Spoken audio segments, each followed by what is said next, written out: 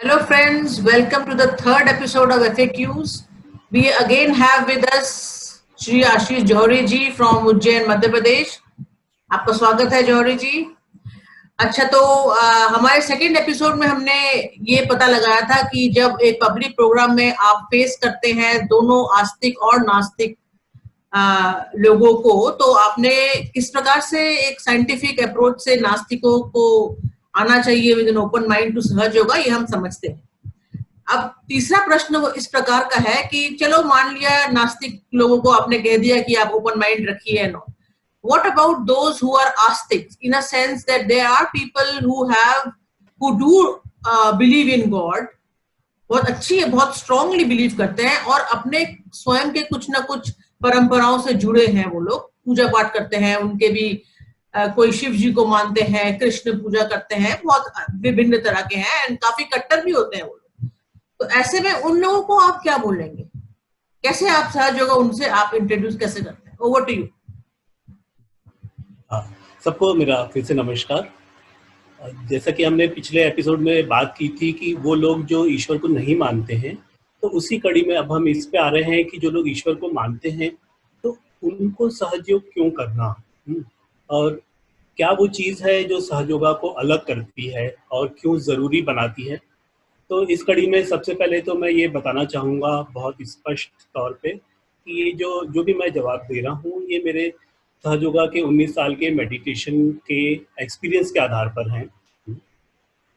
दूसरी बात कि जो आस्तिक लोग हैं आज से नहीं हजारों सालों से जो ईश्वर को मान रहे हैं किसी न किसी रूप में, हमको नहीं पता कि आज से 3-4 हजार साल पहले ये एग्जैक्टली क्या किस तरीके से पद्धतियाँ चलती थी, हमको कुछ नहीं पता।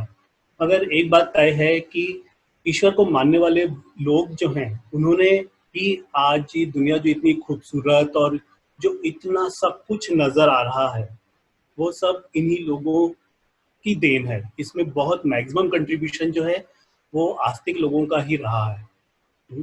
जैसे कि भाई पहले तो कुछ भी नहीं दिखता था, आपको सिर्फ प्रकृति होती थी सामने और आप थे, ओके, और एक लाइफ थी। बट ग्रेजुअली आप उसमें से वो जो लोग थे वो चीज़ें ना ड्रॉ करते गए, वो समझते गए, सीखते गए, आगे करते गए, बढ़ते गए। They were pretty scientific in their approach. I repeat, वो लोग बहुत वैज्ञानिक थे अपनी अप्रोच में और वो आस्तिक थे।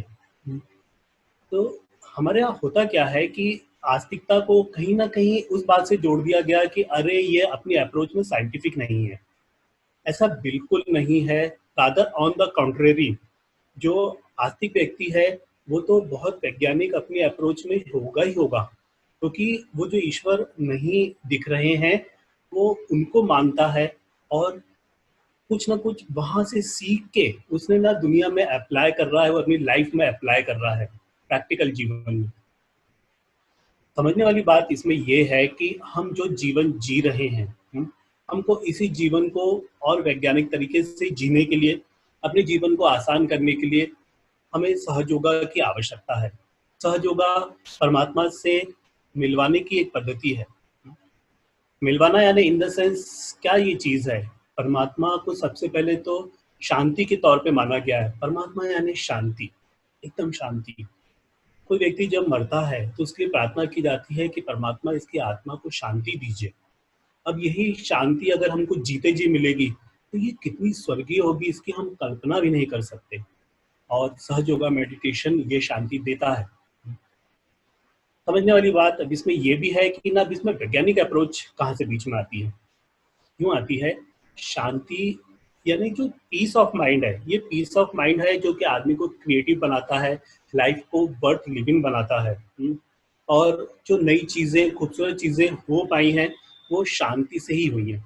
मान लीजिए हम बहुत पजल्ड हैं, एकदम दिमाग बहुत ज़्यादा परेशान है और हम कुछ भी नहीं कर पा रहे हैं, क्या करेंगे, हम थोड़ा सा ना शांत होके बैठेंगे। ओके, प्रॉब्लम सॉल्व नहीं हो पा रही है, शांत होके बैठेंगे। जैसे ही ये शांति आएगी वैसे ही अचानक से आइडियाज आएंगे, सलूशन आएगा। हम अगर इस बात पे जाते हैं कि अगर वो जो न्यूटन ने एप्पल को देख के ना उनको ये ग्रेविटी को उन्होंने समझा कि अरे हाँ ये ग्रेविटी है, तो वो ना आराम से बैठे हुए थे गार्डन में, यहाँ जहाँ कहीं भी बैठे थे वो उस पेड़ के नीचे बैठे हुए थे जहाँ से एप्पल गिरा, ये जो शांति है, इस शांति ने उनको ना तुरंत से बताया कि ओके ओके, ये this is the solution, gravity is the solution. और फिर वो उसके बाद उसको एलेबोरेट करते हैं, उसको तरह तरह से डिस्क्राइब करते हैं, और ये साइंस हमारे प्रैक्टिकल लाइफ में फिर इस्तेमाल होता है। ये जितनी भी चीज़ें हैं, आप कभी भी जो क्रिएटिव बंदा होता है वो हमेशा ना शांति में बैठ के कुछ क्रिएट करता है, और ना ये तभी बहुत अच्छे से क्रिएट हो पाता है। जो लोग भी अपनी लाइफ से बहुत परेशान होते हैं, वो कभी ना कभी कोशिश करते हैं साल में एक बार या दो बार किसी हिल स्टेशन पे जाने की, किसी नेचुरल प्लेस पे जाने की। और वहाँ पे जाके क्या होता है, वहाँ पे जाके मिलती है शांति। तो ये शांति है, फिर वो एनर्जी लेकर आते हैं, फिर वो मेहनत करते हैं, फिर लाइफ में वो शांति जो है उनसे ना और बेहतर कराती है। मेहनत करते हैं और पैसा कमाते हैं, किसी और बेहतर जगह पे घूमने के लिए जाते हैं। किस चीज़ के लिए? फिर से ना वो शांति, वो एनर्जी, वो रेजुविनेशन के लिए। और ये है, दिस इज व्हाट सहज योगा गिव्स अस। तो आस्तिक होना यानी कि आपको फिर वही साइंटिफिक होना ही पड़ेगा अपनी अप्रोच में। और सहज योगा मेडिटेशन बहुत आसानी से हमको पीस की तरफ लेके जाता है।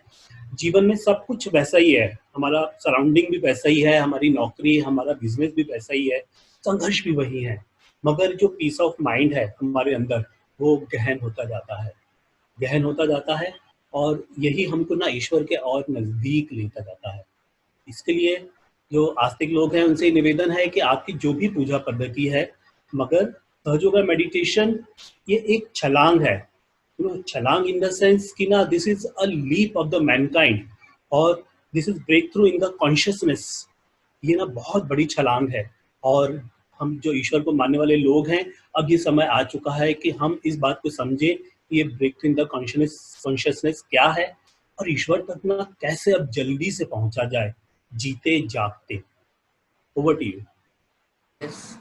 Thank you very much Johri ji, आपने बहुत ही अच्छी तरह से इसको नरेट किया है, समझाया है।